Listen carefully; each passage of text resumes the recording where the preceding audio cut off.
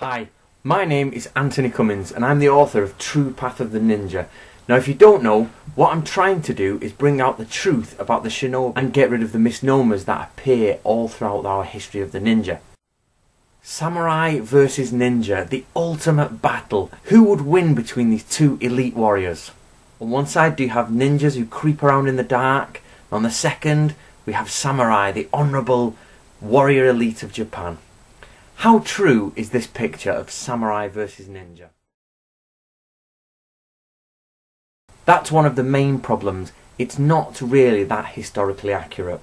So what I'm going to do is I'm going to show you where we don't understand the ninja and the samurai. The first thing you have to understand about this is that when we talk about ninjas, we're talking about the Sengoku period. Now that period is before 1603, before the unification of all Japan, when massive families and houses and clans were at war trying to get dominance across Japan. Questions. What questions do you have to ask to understand this argument? First of all, you have to ask, what is a samurai? Everybody has their understanding of what they think a samurai is, but it's normally not truly accurate. In the Sengoku period, a samurai is a retainer. It's a retainer, that's a man-at-arms, somebody who is hired for the purpose of war, and he is hired to fight. So that would bring in a massive amount of variation on who is a samurai. The second question, which is a massive question, do you accept Ashi Garu or foot soldiers as being samurai? Ashi Garu are what we would consider peasants or lower class people. They're not slaves, but they are a part of the feudal system. Is an Ashi Garu a samurai? This is debatable from the Japanese side, from a historical side, any side it's debatable. Now Ashi Garu could be hired for war, they could wear two swords, they could be very hard mercenaries, they could provide the bulk of a samurai army. They have one foot in the peasant class and one foot in the samurai class.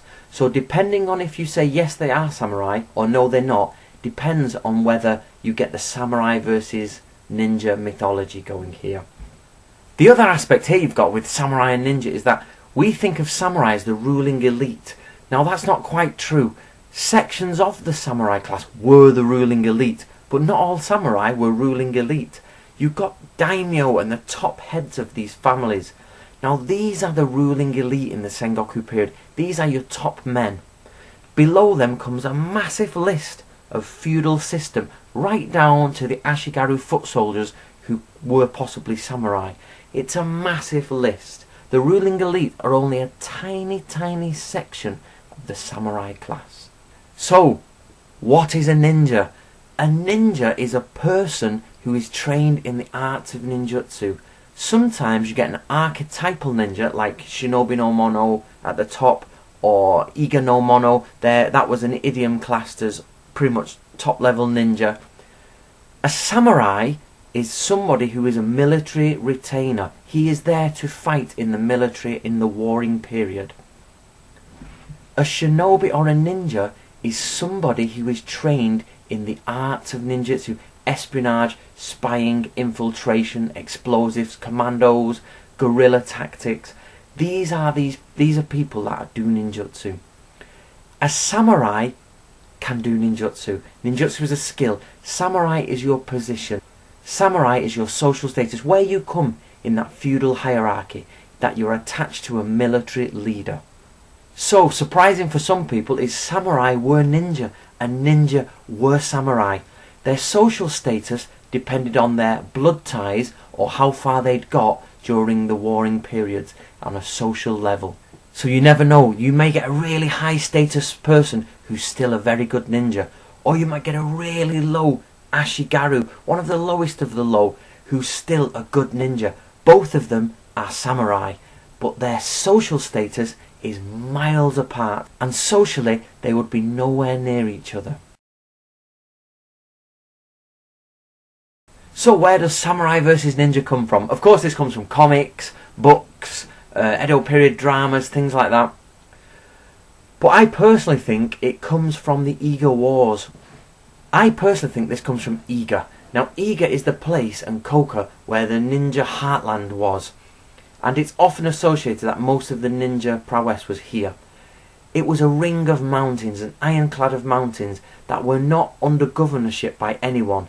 By the end of the Sengoku period, somebody needed to bring them under rule, otherwise they were totally out of the system.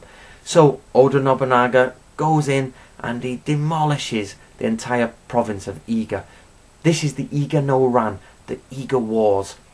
What you've got here is the samurai, which is actually not just samurai, it's all the samurai clans, against landed samurai or jisamurai. The problem was it was the heartland of ninjutsu. So people have seen this battle as the epic battle between ninjas and samurai. But really the war chronicles say not much about ninjutsu. It's just pure coincidence that these guys are in a ring of mountains and they are protected. It is nothing to do with them being ninja or them being samurai.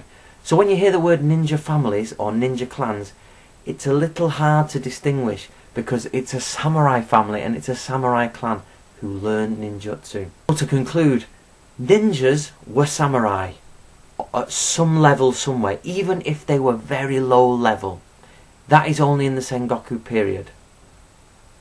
That is because anybody who went to battle was part of the warrior class. They were part of the samurai warrior class, no matter how low they were. It was only in the Edo period, when the samurai are purely established, that truly samurai become the elite or aristocratic warriors. And you see this massive distinction between what was peasantry, because in the Edo period, Ashi Garu became chugen, middle people, the peasant class, and the samurai became the middle or aristocratic class. So it's only then you get this ninja versus samurai definition. At the time of the ninja, there was no definition, and even low peasant people rose themselves and became the head of samurai nations. But this does not affect how you feel about the ninja and the samurai. There are samurai who hated what these treacherous samurai or ninja trained samurai did. There are samurai who thought that stealing, espionage, explosives were beneath them. But there are also the ninja who thought that doing anything at any cost to win a war was the best way. For more information, please see the book True Path of the Ninja. This is a translation of a real ninja manual from 1681, and it takes you into the world of a man called Natori who was a samurai and he was also a ninja. And there you can see how the ideologies are the same or how only elements of them clash. Thank you for listening. See you soon.